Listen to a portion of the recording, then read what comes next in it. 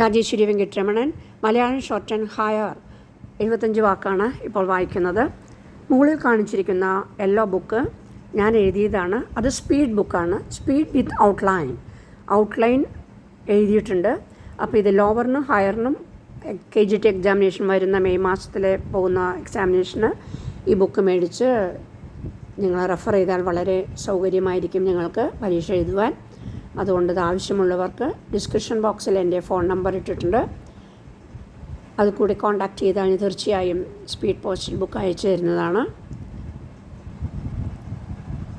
Okay.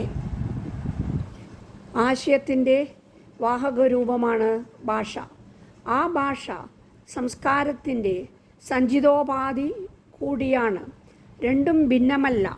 ഇതൊന്നായി നിൽക്കുമ്പോഴാണ് സമൂഹം ചൈതന്യവത്താവുന്നത്.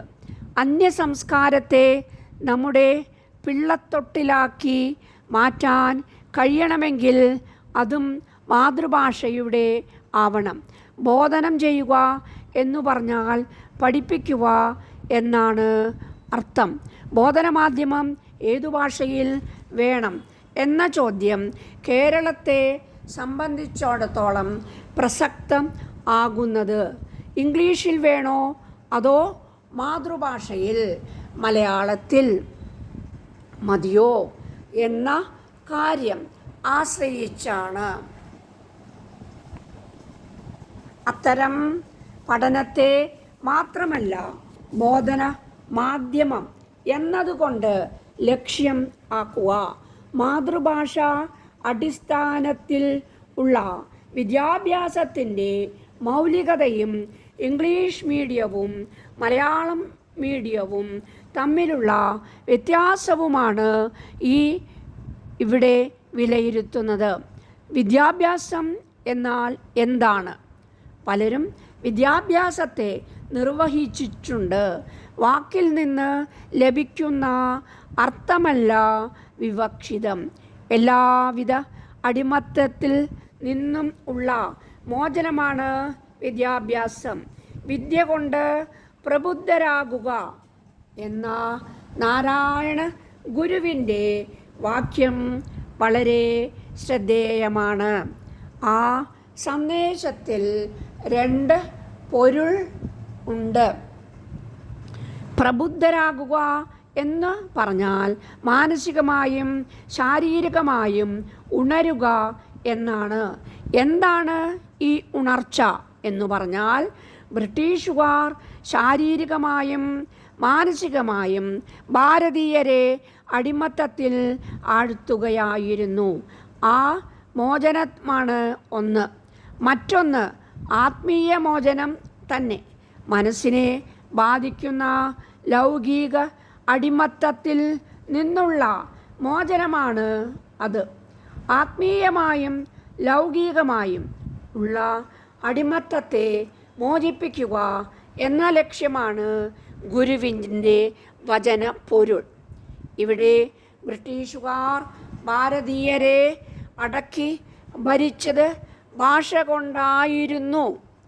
ഇന്നും ഗ്രാമത്തിൽ ഇംഗ്ലീഷ് പറയുന്നവരോട് പ്രത്യേകം ആദരവ് നൽകുന്നത് ഈ അടിമത്തത്തിൻ്റെ ബാക്കി പത്രമാണ്.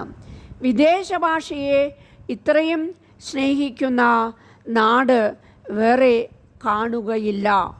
ഇംഗ്ലീഷുകാർ ഭാരതം വിട്ടിട്ട് 1/2 നൂറ്റാണ്ട് കഴിഞ്ഞു.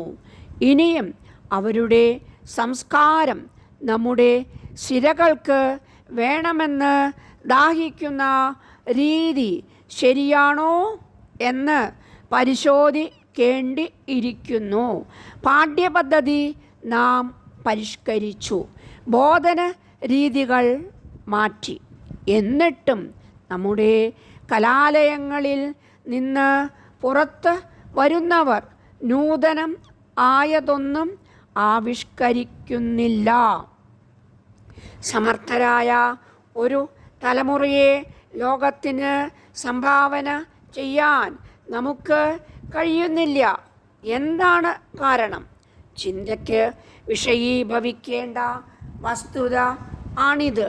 കാര്യമെന്തെന്നും കാരണങ്ങൾ എന്തെന്നും അറിയാതെ നാം പരുങ്ങുകയാണ്. APJ അബ്ദുൽ കലാം ഇങ്ങനെ പറഞ്ഞു, ആരും ഇതുവരെ സഞ്ചരിച്ചിട്ടില്ലാത്ത വഴിയിലൂടെ സഞ്ചരിക്കുവാനും വിജയിക്കുവാനും ഉള്ള ധൈര്യം യുവാക്കളുടെ അതുല്യമായ ഗുണമാണ്.